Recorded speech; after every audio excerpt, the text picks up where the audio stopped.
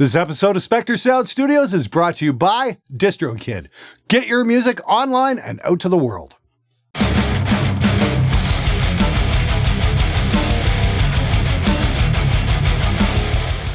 Hey everybody, how's it going? Welcome to SMG Viewers Comments episode 143.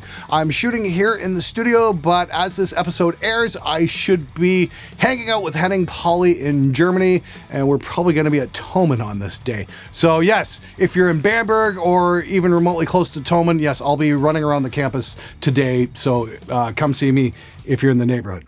Anyway, let's get right to it. Would you consider doing a video that shows all the plugins you use? I think it would be really interesting what's in my toolbox type of video. Love the channel. Yes, I think that's a fantastic idea for a video. I'm actually negotiating with a couple of plugin companies right at the moment, so I'm going to hold off until that deal goes through because I want to try out some new tools and I think it's going to be kind of freaking awesome to check out. So bear with me, but yes, that video is going to happen. Thanks for the suggestion. Hey, I just subscribed less than a week ago, love the channel by the way, and wanted to ask you if you were just a high school kid making minimum wage, what equipment would you buy in a home studio? Live drums, of course. I'm planning on recording my own band. I'm also trying with the engineering side of things because I love all aspects of music and might try pursuing a career in it. Okay, sorry to cut you off there, but you're kind of rambling a little bit. The point being is, what would I get if I was in high school and want to record live drums? I would start with a Focusrite AT920 and probably save my money up and get possibly a T-Bone drum mic set. Those are pretty freaking affordable, actually. I'm going to be demoing that on the show very soon. And you can get those at Tomen, by the way. And for guitar recording, I was actually checking this out at Trey Xavier's studio in Burbank there a couple weeks ago, is the TSE Audio. It's not bad as a guitar amp sim. I was pretty impressed. I think it's like $60 or something like that. And it comes loaded with a bunch of custom impulses and you can use your own and that kind of thing. That was pretty damn impressive. So that's probably where I'd start. Dude, good luck to you. I wish you the absolute best success in the industry. Just don't expect it overnight. You're gonna have to work your ass off. Out of sheer curiosity, have you ever worked with a bass player that is the opposite of what you would normally think a bass player to be? All the time, because when I was coming up in the 90s, the bass players I knew were freaking incredible musicians. So yes, the reason I scream about bass players being so awful is because they're the opposite of what I expected. I mean, when I was coming up, Primus was huge. You know, Les Claypool was awesome. You had guys like Jason Newsted and Cliff Burton and Steve Harris, Billy Gould from Faith No More. On a more local note, one band that I was really into, there's a Toronto band called Weirdstone. And I never ever did know the name of the bass player, but man, could that guy ever play. I got to sit in on a couple of mix sessions where this band was being recorded at my school. And I'm like, what the hell is that? That bass player is incredible. So when I went to open up my studio, I'm like, great, where's all the amazing bass players? And they never came. Until recently. Keith's pretty freaking amazing. How do you tell a drummer to be a different character? Well, if he's an introvert, get him to watch the Muppets and say, hey, you see Animal? Do that. Hey Glenn, what advice would you give for stage presence? The singers in the band I'm in don't really interact with the crowd more than announcing the song, and it makes time in between songs, especially when changing tunings, very awkward. We've talked to them about it and they aren't good with talking to crowds and don't know what to say. Any tips? Well, you write your lyrics. Maybe you should write the banter in between songs. It's something you can practice. Practice in front of the mirror. Practice on a microphone. Practice in front of your friends. Feel like an idiot? Good, you should. And you should keep doing it till you don't feel like an idiot. Then you might be ready to do it on stage. Hey Glenn, have you considered to take part in an hour challenge? I think it'll be cool to see you involved. That's a tough one, man. I don't know if I could write and record a song in an hour because I insist on using live drums. It's a little easier when you've got like Easy Drum or whatever, and that's not really my thing. I mean, like, I'm lucky if I can get it done in a month, to be honest with you. I get pretty anal retentive about these things. I don't know if I could actually pull it off in an hour or not. Might be cool to check it out. Might want to try that in the summer. Maybe me and Warren could do something like that together. He's the music talent guy. I'm just the guy who pushes buttons. That might be fun. Maybe, yeah. What do you guys think? You think Warren and I should do a collab like that? I think that might be kind of cool. I just have to comment on that. Busy street, windy weather, and still the sound quality is superb. Seriously, I have never heard anything that good from such a location, not even news stations. Wow. Of course, you're referring to my viewers' comments I shot on Sunset Boulevard there a couple weeks ago. And my weapon of choice is this. This is the Lewitt interviewer mic. A lot of you guys have been calling it the Bob Barker mic for obvious reasons. It's an Omni of all things. I got this a couple years ago and I've been using it on the show floor at NAMM. And it just happens to work great on the street. But the key here is this, and this is called a Tascam DR10X. It is a micro SD recorder that just fits into the XLR output of your microphone and powers the mic off a AAA battery. AAA battery, sorry. I first encountered this at Summer NAMM last year. My buddy Randy Fuchs had one of these and I'm like, what the hell is that? And he says it's just this tiny little micro recorder. So I finally got one. Spectacular. I mean, like the sound quality that this thing gets, the converters on this little mic preamp are just fantastic. I've worked with a lot of different systems, like the Rode, record directly into your cell phone. Was never impressed with the quality. The Rode wireless lavalier is considerably better, but nothing comes close to the quality of this thing. I'm super impressed with this, and I highly recommend checking one out. Hey everybody, this episode is sponsored by DistroKid, my favorite service to put music out to online retailers like iTunes, Amazon, Google Play, and Spotify, plus over 150 smaller online music retailers as well. It only costs $20 a year and you keep 100% of your earnings. DistroKid also has lots of cool features, including instant verification on Spotify and change your image on Apple Music and iTunes. What's more is that they've got a new feature that allows you to add credits and liner notes to stores and streaming services.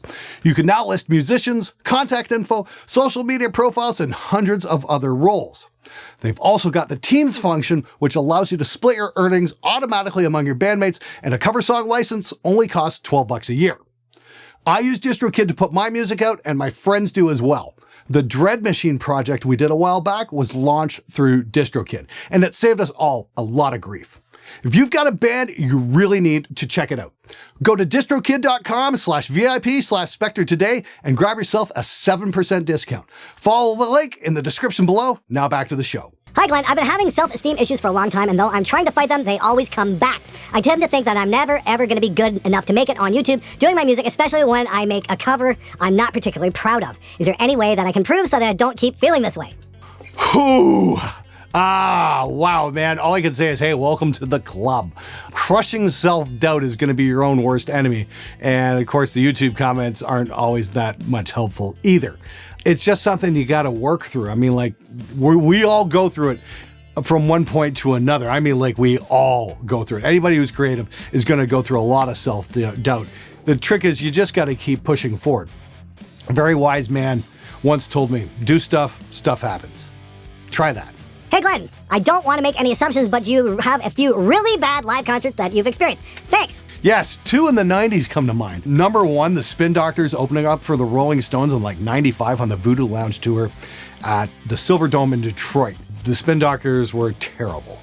I mean, just freaking awful. I mean, like, wow, were they bad. The biggest disappointment ever for me, well, this was like the Nightmare Before Christmas, 1996, Palace of Auburn Hills in Detroit. There were like, 6 or 7 bands, like Stabbing Westward, Orange 9mm, Corrosion of Conformity was there, Deep Purple was incredible. And then Danzig went up last. And this is when Danzig decided to go techno. He'd done his first 3 records that were brilliant, with his metal band, and they were awesome. Then he hooked up with Tommy Victor from Prague, and they started doing this weird, heavy dance groove thing. I have never seen a fully packed stadium clear out faster than that. People are just leaving by the thousands. It was terrible.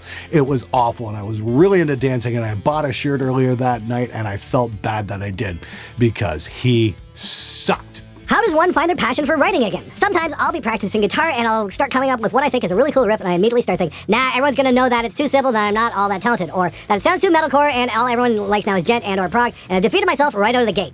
Oh, there we go again with the crippling self-doubt. Key to writing great material is to have a good breakup. I always found that worked well for me. I always did my best writing out of heartbreak or emotion or that kind of thing. Music has to come from your feelings. It shouldn't come from other people's expectations. Do the music you want and screw the haters.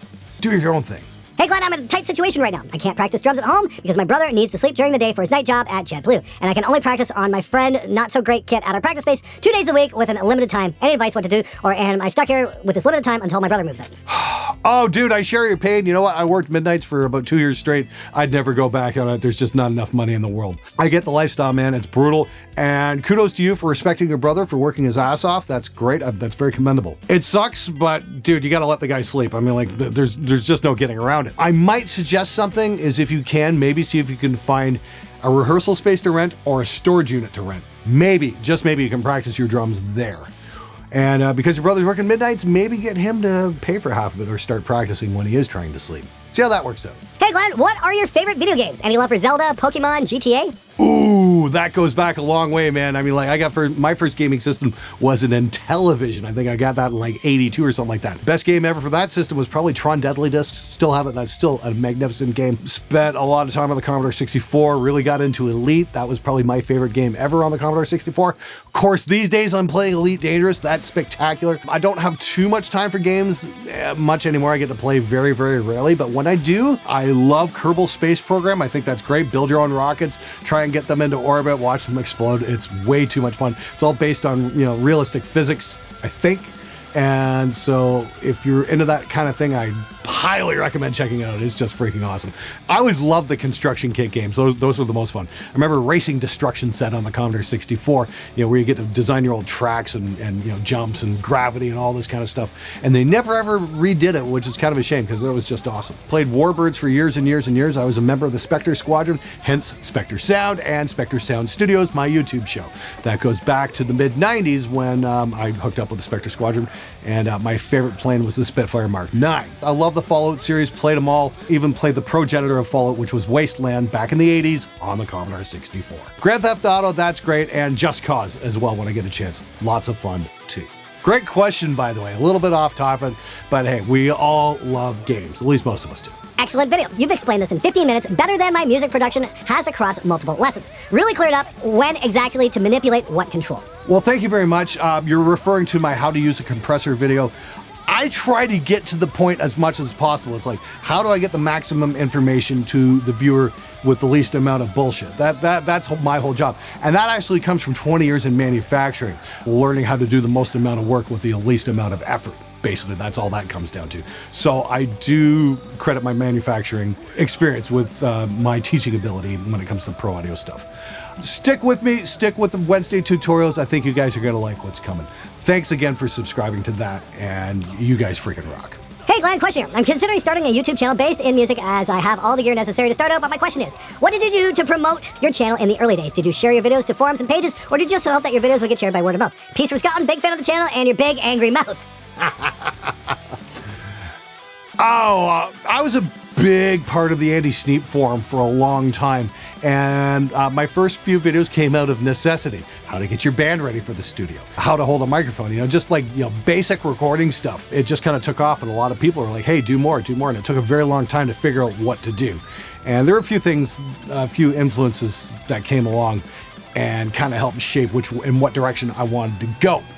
But I gotta say this, Metal Sucks was a huge supporter in the beginning, and Metal Injection as well as UltimateGuitar.com. I don't think without them, I would have had anywhere near the amount of success I have had. So big thank you to all of those platforms. You guys are absolutely spectacular. So my advice to you guys, do make videos. Yes, put them out, and if they're good, people will find them. Share them on forums and share them in Facebook groups, because if it's cool, we'll watch. Why does his voice sound like he's talking closely into a mic, but in the video, there is no visible mic? Well, when it comes to my monologue mic, I'm using an Octava MC012 just off camera, pointed right at my head. It's just a Hollywood miking technique. You always see the boom operators, they've always got the mic pointed down. I've experimented with placing the mic all over the place, and this seems to get the most direct sound. I can get the mic the closest to the sound source, which is my face, and with a minimum amount of reflections. It's a tried and true mic technique, and if you're working on camera, I highly recommend checking it out. It's a super high resolution mic. It's way better than a lot of lavaliers I've tried out, and it's been a great system. And I gotta thank Tryout Orbit for making the amazing ceiling mounted mic stand that I'm using. It's freaking spectacular. All right, everybody, that's it for this episode. Thank you so much for watching. Make sure to check out our sponsor, DistroKid, and get your music out to the world. Once again, if you see me walking around at Toman this weekend, don't forget to come say hi. I'll see you guys next time. Until then, Hasa Diggy boy.